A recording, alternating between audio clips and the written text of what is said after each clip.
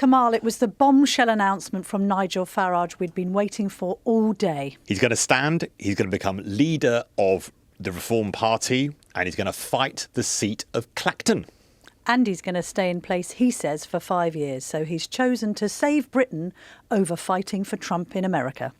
And why is transgender back in the political debate? And we'll be paying tribute to the former rugby league star, Rob Burrow. It'd be wrong. So I have decided, I've changed my mind. It's allowed, you know. It's not always a sign of weakness. It could potentially be a sign of strength. So I am going to stand in this election.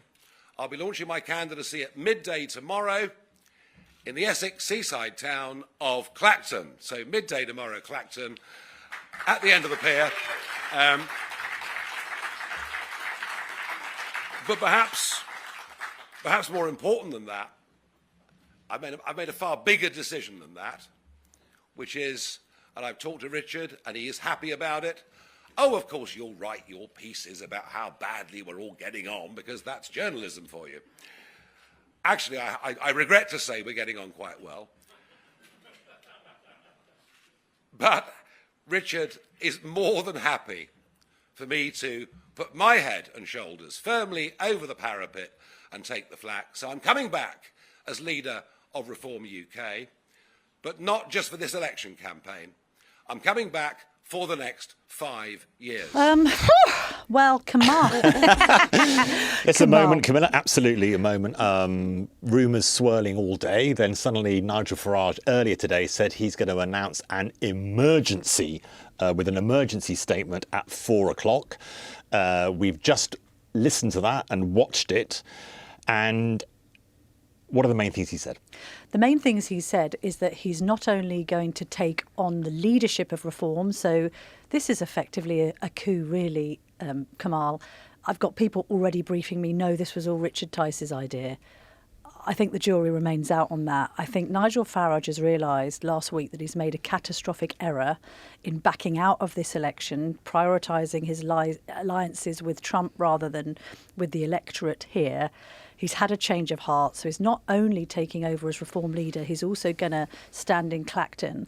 You might be asking yourself, well, why Clacton? Probably because it's got quite a purple history when it comes to UKIP support. So that was the constituency of the defector Douglas Carswell, who went from the Tories to UKIP back in the day. We actually wrote a story about this. I've just looked it up. Our colleague Ed Malnick, who used to be the Sunday political editor, wrote in January, the seat where Nigel Farage could beat Tories if he stood as a Reform candidate. And that story quotes a survey carried out at the time, admittedly, so this is just after Christmas in the new year, by Survation, saying that the Essex constituency would enable the former Brexit Party leader, now Reform leader, to pick up 37% of the vote compared to 27% for the Conservative incumbent if he stood there. So that's why they've chosen it. He's up against a candidate called Giles Watling, who's the current Conservative MP. He's fighting the seat again. But basically, it seems as if it were Farage with Reform, he's got a 10% head start. And just another observation quickly, Kamal. Farage's argument, and I questioned him myself about it because I had to interview him on GB News last week. His argument was, Rishi Sunak's called this early election. I haven't got time to regroup. I haven't got time to get all of the data I need in order to fight a seat. You know, I can't fight a local campaign and a national campaign. And I questioned him on that. I said, well, no, of course you can, because it's not like he's a normal candidate. He's got that recognisability factor. Everybody knows who he is. He's got millions of followers on social media. He's been on GB News for the past few years. So it's not as if the people of Clacton would be scratching their heads going, well, who's the Reform candidate and what do we know about him? It wasn't a convincing argument. I also think that a lot of people have said, look, you are squandering your man of the people credentials. I said to him myself directly, it's a massive contradiction in your positioning here. On one hand, you're saying Britain is going to hell in a handcart. You know, the Tories are rubbish. Labour would be even worse. But by the way, I'm not standing. I've bottled it.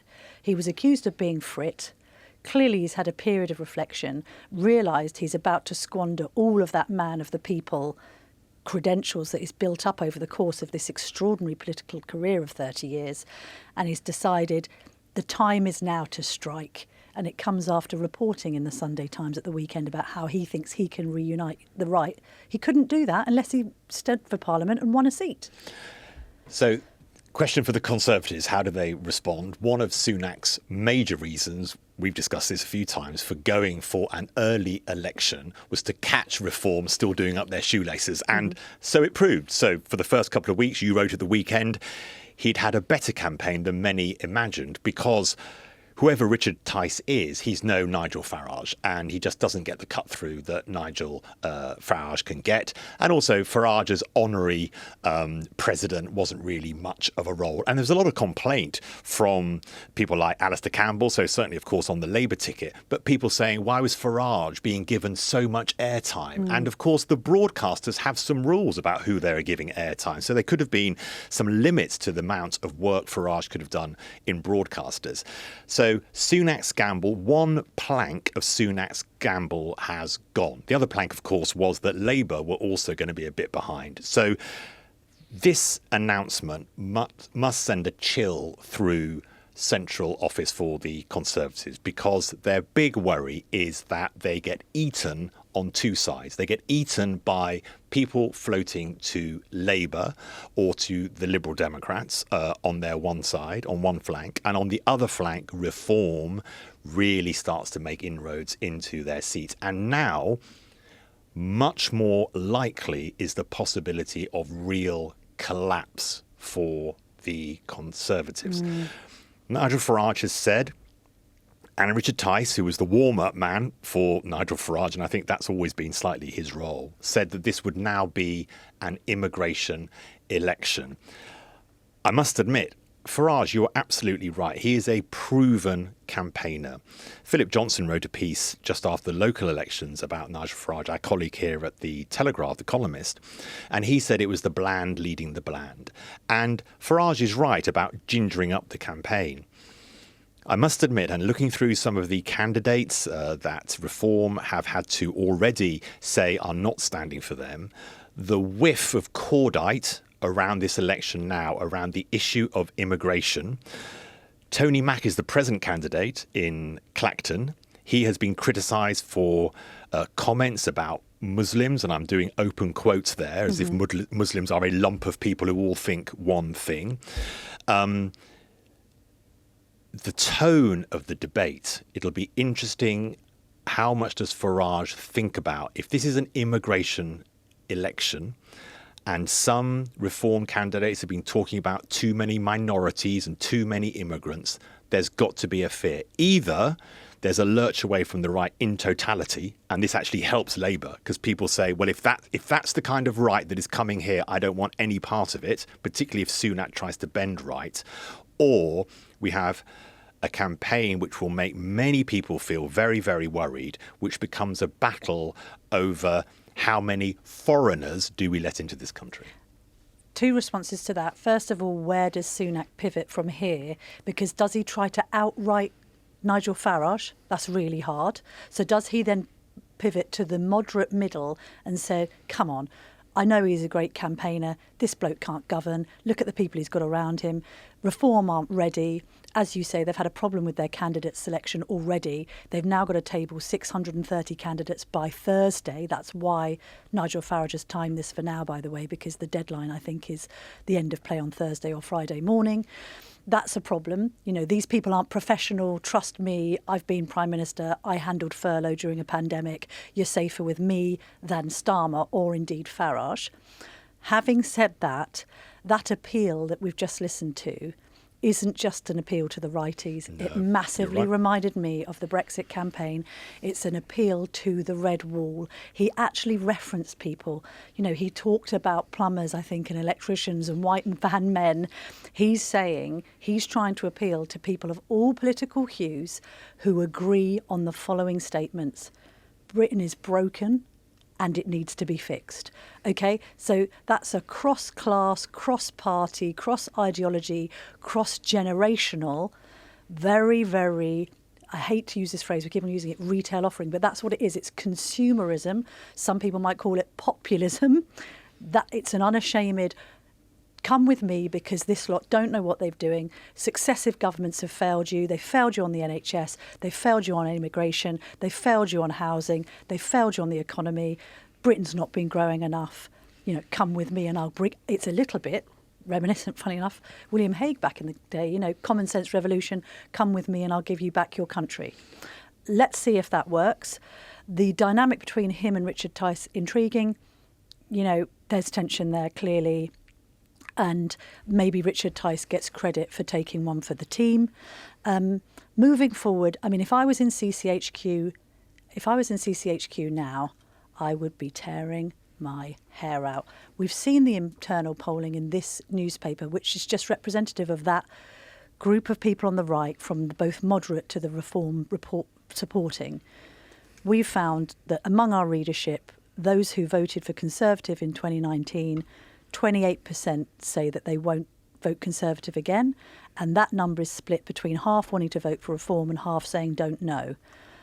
I've lost count of the number of readers that I've interacted with below the line on comments who say they wouldn't vote for Reform now, but they would if Nigel Farage was at the helm. He knows this. Pollsters have predicted that at the moment, I think they're polling at about 10 or 11%. That could go up to 16, 17, 18. That is apocalyptic for the Conservatives in many seats. Interesting. We're going to speak about Kemi Badenoch a little bit later in this podcast and about transgender issues. But she said very clearly in interviews this morning, Nigel Farage was not a Conservative and would not be welcome in the Conservative Party. So they have to make a decision. Do they want blue water between them and Farage, or do they want blue water between them and Labour? If you look at what the public say are the reasons for them voting, cost of living, economics and the future of the NHS, immigration is high. But do you remember the discussion we had with David Davis before, just after Rishi Sunak had called the election? And David Davis says, yes, people think immigration is very, very important, but it's not the thing they actually vote on when it comes to election day. That will now be tested to destruction. But the argument from Farage will be this one, and it's a clever one. Even if you're not directly worried about immigration or immigrants, we're going to make all of your problems with the NHS about immigration and immigrants. We're going to make all of your problems getting on the housing ladder about immigration and immigrants. But isn't that a big problem, Camilla? Isn't that a big problem for the discussion and the debate in this country if every issue is laid at the doors of immigrants? This has got to have a whiff that must make you feel uncomfortable. I think it's if he's going to weaponise it to that degree, then he may merit criticism for trying to stigmatise immigration and immigrants as being responsible for all of the country's ills, when we all know that there are greater issues than that. But I'm merely saying that he's just gone on screen telling us that he wants to make it an immigration election. So your David Davis point is, well, do people actually care about that as a fundamental thing? Maybe they care more about potholes in the street, getting the bins out and getting their children into the right primary school. But if he's going to make it about that, he's going to take his gloves off on that issue. Some will be absolutely repelled by it. Others will be attracted to that rhetoric. If there is the big pivot, this could be, as you say, this huge pivot moment for the right. As what kind of right do they want to be? And for me, the idea that they can win through that agenda appears to me to be really difficult to believe of this country, where we are much more relaxed, benign, what might be described as progressive, although I hate the use of that word, Camilla, I'm sure you do as well. But this idea that we are actually quite comfortable in the diversity of this country, built with immigrants for many, many decades and centuries. That's the kind of country we are. Control is obviously the issue, is one big issue, and the numbers that have increased hugely, but for very good economic reasons. If he's going to say the NHS problem is immigration, the NHS solution is immigration, social care, Look, I get etc. your rail. I'm just talking about how he might politic this. The other thing is, by the way, what this does give rocket fuel to is the Tory destructors. So you can say, as many people do, I'm voting Reform because I want to destroy the Tories. And the counter-narrative to that is, well, hang on, you're just letting Labour in because they're not going to win any seats. If, however, you're saying, I'm going to vote reform because Nigel's now at the helm. He's committed to it for 5 years. He will win Clacton and be pouring through the dregs of what's left of the Tories in some bid to unite the right in future. That doesn't make it such a kind of dead-headed proposal, does it? It actually gives it's not just a protest vote. It gives people the idea that they may have some influence over the future of conservatism, both big C and little c in this country. It was interesting that he said it's not about a vote for reform being a vote for Labour. It was about a Conservative vote is a wasted vote. If you don't vote for reform, you're not going to get the change. So you're right, he has changed the message pretty intensely. Quite a moment, Camilla, and really interesting to see what the results are going to be in the polling over the next few days. Kamal, after Labour have gone big on defence today, the Tories have decided to fight a different war, the gender wars. And one can question the wisdom of that with everything that's been said and done in this space in recent years. Kemi Badenoch, who's the Women and Equalities Minister, has said that if they win another term in office, the Conservatives will change the Equality Act. And it's a specific wording in that act that she's referring to. So at the moment, that piece of legislation created by Labour in 2010 protects sex. What Badenoch is saying is that that interpretation of sex over the course of recent years has changed. And it doesn't reflect the biological fact of what gender people are at birth. And that's then had an effect on people who were born male but transgender to being female using women-only spaces. She says it's created some ambiguity. So what she's proposing is that that word sex is turned into the fuller term biological sex. In practice, that would mean that when somebody wants to use a woman's only space, the person running that space would have to look back to what that person was born as, a man or a woman, and then base their decision-making on the biological sex of the person.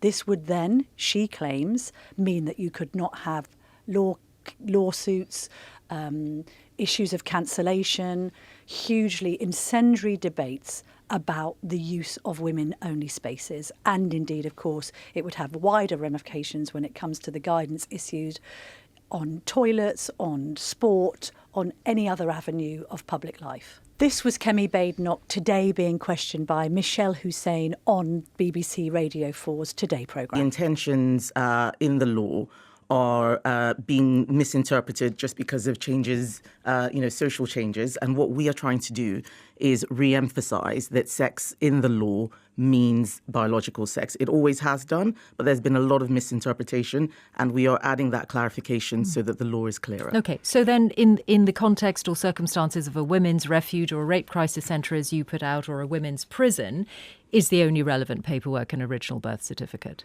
Well, an original birth certificate is where your biological sex is recorded. Indeed. For the vast majority of people, this is not going to be an issue. The change is impacting those people who have not been clear on what it means for someone to be transgender. Is the holding of a gender recognition certificate what it means? And we are re-emphasising not just what the law says, but also that there have always been exceptions in the Equality Act for single sex spaces. Michelle is saying there, getting to the point around if at birth you're biologically a male, can you at any stage in the law can your sex change to allow you access to different spaces? And Kemi Badenoch said that wasn't an issue that she was trying to deal with. Labour say that the present law, which, as you say, Camilla, was passed in 2010 by the then Labour government, does already protect spaces. And John Healey, who's the Shadow Defence Minister, actually, but he was on the round of media interviews today because Labour were talking about defence. And he said about it, he said that the Labour Act in 2010 already provides protections for single-sex spaces for biological women. It already provides a definition of a woman and that sex and gender are different. He then said what is needed is clearer guidance, as you say, Camilla, this issue around sport and refuges and other areas and toilets for service providers from the NHS to sports bodies and prisons, and what single-sex exemptions need to be, and the best way to be able to do that is in guidance, not primary legislation. For me, this is such a difficult area. I need to stay in my lane, I think. There are areas where what I did like about what Kemi Badenoch said today, and also building on Lucy Fraser, the Secretary of State for Culture, Media and Sport, is that part of this conversation is taking great care for people who are going through a process and are suffering gender dysphoria. I thought it was, as you say, and we said at the top of the programme, this has been such an angry conversation, and often lost in that conversation are for trans people the pain that they go through, the abuse and discrimination they face. And there's a signal that the Conservatives have heard that, but still recognise the need for women-only spaces and greater clarity for the law. What I find interesting about John Healey's suggestion that the Act already protects women-only spaces is that clearly it doesn't, because what we've witnessed in recent years is that women-only spaces aren't being respected, and that's why this debate has come about. Also, when he talks about guidance is needed. Well, guidance is great if it's followed. What we've seen, particularly when it comes to the trans guidance for school, this newspaper, our colleague Hayley Dixon did a really interesting piece some weeks back where she basically found that a number of schools in the southwest were completely ignoring the guidance and actually teaching the children something completely contrary to the Equalities Act. So you could beg the question of the Conservatives, why are you saying that you need to amend this Act now? You've been in power for 14 years and you're talking about amending legislation when we're fighting an election? That is such a problem, isn't it, Camilla, with almost everything the Conservative Party say during the campaign can be answered with that exact allegation. Well, hang on a minute, haven't you been in government since 2010? Camilla, I wanted, as I say, I'm not an expert in this area, and it's not for me to make pronouncements on what is right and wrong. But Camilla, for you, as you say, the Telegraph, but also you have campaigned in this issue, if that's not too strong a word. Just tell me the journey that you've been through writing about this, because when this debate started, I felt much more that I was in a place that I felt comfortable with. I back trans rights. I back that people should be supported, that it's a very difficult journey, that it's a very small number of people. And there are so many other issues around equality for women, violence against women in all sorts of different areas, crime, that this seemed to be such a small thing. But you've started in a different place where you could see something around medicalisation, the threat to the idea of protection for women in so many different areas. I'm interested in that journey that you have been on. It's been hard to go on this journey and to actually speak honestly about what I do believe, because every time I've opened my mouth or put pen to paper, somebody shouted transphobe at me or called me a TERF, trans exclusionary radical feminist. Okay? My position in all this was looking at the issue not just as a woman but as a mother. And I felt that it was a safeguarding issue because we first started doing stories about the Tavistock Clinic. This is the gender clinic in London, kind of the main focus for a lot of this debate. We started doing stories because we had a whistleblower, a professor who came to us and said that it seemed as if puberty blockers were being prescribed to teenagers without really any clinical evidence base for doing so. And as time's gone on, that's been revealed to be true. We had the report by Dame Hilary Cass suggesting that this idea of gender affirmation at the expense of evidence-based care had let a generation of children down. So I was looking at it from that perspective. It's, we were talking about whether we were going to do this topic and people felt awkward and anxious about it. That in itself, as a kind of advocate of free speech, annoyed me. I don't understand why we can't speak about this subject in a respectful, reasoned and reasonable manner without people saying you're cancelled because you've spoken out. My point has always been that my gender critical belief is that biological sex is immutable. If you're born a man, you remain a man. You might describe yourself as a transgender woman, and I'm perfectly happy with that. And if somebody wants me to recognise them with their chosen pronouns, I'm more than happy to do that. I have total respect for what you're saying about the abuse that trans people have suffered as a result of the toxification of this debate. But may I say that it's the tiny minority of extremists that have not made lives great for trans people, as well as those who have been overly gender critical and offensive towards the trans community. I'm not up for being disrespectful to anyone. So I'm quite happy to respect people's sex changes effectively and their pronouns, but I'm never going to say that biological sex is mutable. And I'm never going to advocate that being taught to children in schools because it's scientifically, factually wrong. And just because I've come from that position, people have tried to suggest that I'm a bigot or that I should be cancelled or that I should be fired. And I've said no, because we must be teaching our children biological fact.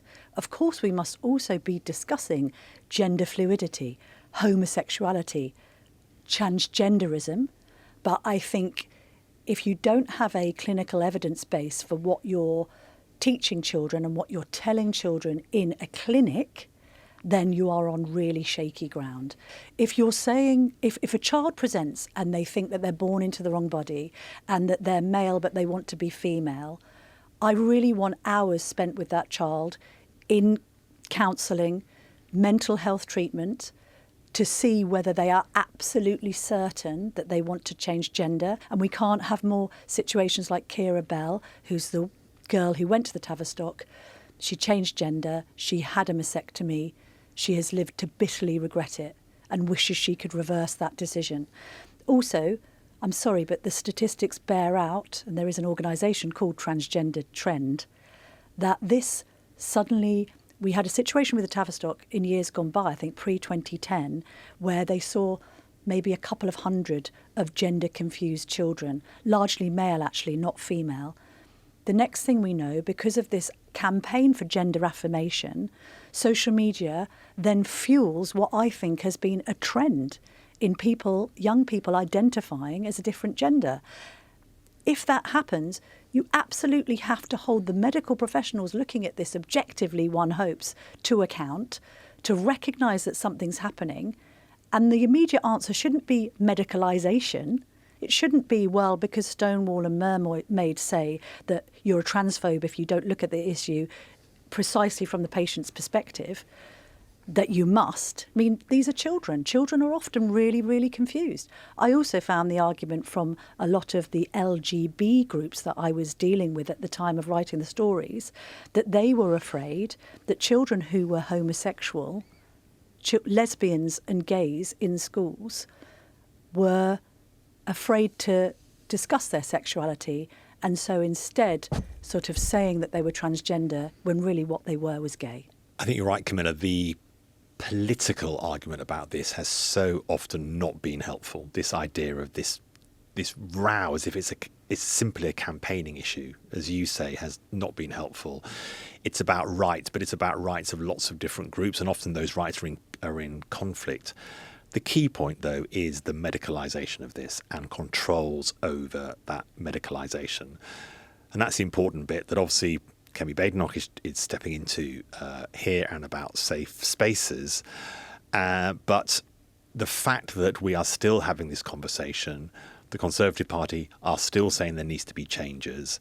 Labour are saying we're happy with the Equality Acts of 2010, means that for the public, it's difficult for them to know, is this going to be part of my consideration for how I vote in the election? And I'm assuming, Camilla, probably not. I mean, does it register that much with people outside of the so-called Westminster bubble or those who have got direct experience of this issue? Maybe not. But I think on a wider level, the shutting down of debate has affected people. And it's not, by the way, a case of, oh, you can't say anything anymore. No, that's not what I'm talking about. I'm not talking about us entering this brave new era where we cast around offensive terms about transgender people. That's not what freedom of speech is on this issue. What freedom of speech is on this issue is the ability to be able to be gender critical without it costing you your livelihood. And that's what we've seen with different high-profile figures in this space. And to see academics like Professor Kathleen Stock hounded out of her university by balaclava-wearing campaigners, sort of in the interests of what exactly? In the interests of whose rights? Because this is a woman who is putting forward a really reasoned, evidential case for what she believes. We must be able to express what we believe. So on a wider level, if people feel that their views are being shut down by a tiny, vocal and, frankly, extremist minority, then I think this will appeal to them because they don't want to be bullied. And that was my point for women. I don't want women to be bullied. I don't want children to be bullied. I want the best decisions to be made on the basis of the best clinical evidence. And it's important that people who are going through gender dysphoria issues are also able to have honest conversations. Absolutely. And not to be bullied themselves and to be listened to. And it's, if there is any reflection that the numbers may be increasing, as you say, because of a trend and because of, you know, the social media world we live in, but also we are having a conversation about gender fluidity, which is better to have a conversation about it than to hide it. Rob Burrow, the Leeds Rhinos and Great Britain Rugby League star, has died after living for 4.5 years with motor neurone disease. His friend and fellow player Kevin Sinfield, and who can forget when he famously carried him over the line at the end of a charity marathon run in Leeds, paid his little mate a really glowing tribute. He said, "Today was the day that I hoped would never come. The world has lost a great man and a wonderful friend to so many.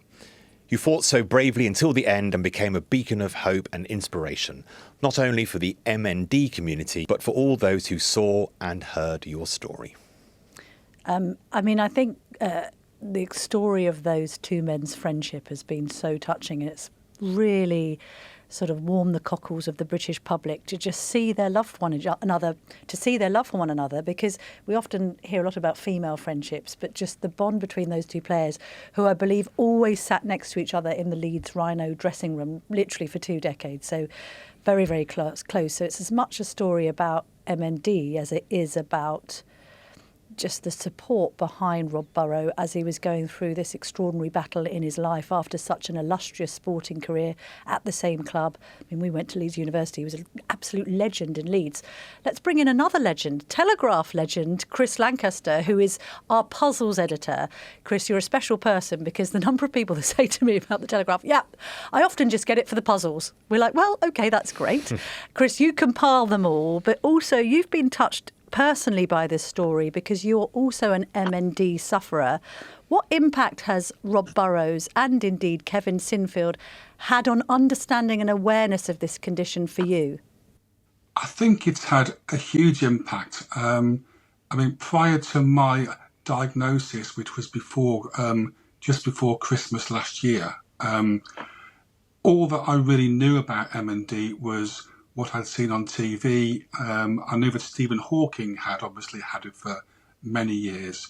And the only touch point that I think I and many people have with it is having seen Rob's story.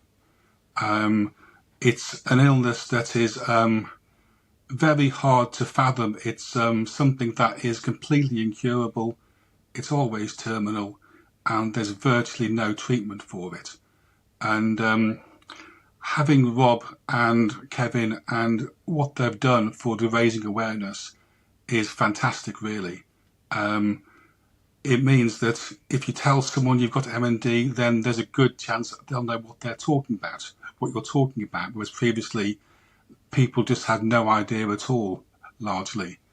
And it's also crucial as well in terms of, I think, raising funding as well. Because it's fairly rare, there's about 5,000 people have it in the UK at any one time. 6 people die of it every day. 6 people are diagnosed every day on average. Because of its rarity and the fact that it hasn't been in the national consciousness, means that the attempts to find a cure or cure or effective treatments, there hasn't been a great deal of work into those. So I think the awareness generated by Rob Burrow and obviously Kevin, it may be too late for me to find a cure, but it really raises hopes that in years to come, whether it's 5, 10 or 20 years' time, that awareness and that extra funding that comes with awareness means that it's far more likely that sufferers will have hope, which at present there is no hope. Chris, thanks so much to people like you as well for keeping the conversation going. Chris, can you just give us, for people who haven't had much contact with MND, could you just talk us through what the condition does and then how do you navigate that first moment? As you said, Chris, when you first realised or had your diagnosis, you knew so little about it. I think it would be brilliant just to hear from you what it is, what MND is, and then how you've worked, since the diagnosis. Yeah, MND is basically a disease that affects the motor neurons, as the name suggests, which pass the signals between the brain and the spinal column, and the spinal column and the muscles. And what happens is with MND, I believe, is that those motor neurons stop working. And because of that, the muscles that they work also stop working. My consultant likened it to having a leaf that is deprived of water. And if you deprive that leaf of water, then it will slowly die, it will wither, and it will cease to have function. And that's what happens to your muscles in MND. And it affects different people in different ways. The important thing is that it affects all your muscles. So in my case, it started with twitching and weakness in one of my arms and hands. That then became also a leg, and then both legs, and then both arms. And, so if you think of somebody who's got MND, you'll think of somebody in a wheelchair probably, like Rob Burrow. But it's more than that. So I said it varies from person to person, but it'll mean you can't walk in time. It'll mean you can't use your arms and hands, which means you become dependent on other people. It affects your breathing because the muscles in your diaphragm and your chest also die, so they stop working. So you'll need a ventilator at some point probably to just help you breathe, which is a point I'm at because I have issues breathing lying down, so I have a ventilator at night. I sometimes use it during the day if I'm tired or I'm struggling. It affects your speech, so your speech gets weaker. My speech gets worse after I've been talking for a bit. It becomes less clear because I've got issues with my tongue not working very well. You can't, you slowly lose the ability to chew and to swallow, which is particularly important that's managed because muscles in your airway also get weaker and don't work as well, and it's very easy to inhale food into your lungs rather than swallowing it where it should go. And that inevitably leads to pneumonia, which can kill you. And we know that Rob Burrow died basically of pneumonia, which may have been caused by that. We don't know. So at the point of diagnosis, it takes a long time to diagnose. My case was fairly quick. It took 9 months, but it can take 2, 3, 4, 5 years, purely because it's a case of ruling out other things rather than straight away having a simple test and saying, yes, that's MND. Chris, we don't want to tie you out because we know that you've come on here and you've said yourself that if you speak for too long, it can jeopardise you for the rest of the day. Really briefly, What's helped you through this? If people are having to deal with MND, maybe they've got a diagnosis in their friendship group, their family, tell us what's helped you over the course of the months that you've known you've had this condition? I think the main thing that's helped me is my family. Yes. So it's the support from my wife, from my children, from the other family members, and I think that everyone thinks about Rob Burrow and they see his friendship with Kevin Sinfield. What they won't have seen is his wife Lindsay and the support that she'll have given. I think she's been his full-time carer, which was somebody with MND means everything from dressing them to taking them to the toilet and wiping their bottom to feeding them, whatever. So it's that family that's really been the big thing for me, and I'm sure that's the case for all people with MND, and those are the people who are heroes here. I think, everyone thinks about Rob and Andam and Kevin, but there's his family as well around him who'll have been doing that role. Chris, thank you so much for just talking to us so candidly about this condition, which, as you say, very few people know much about or indeed understand. And we wish you the very best.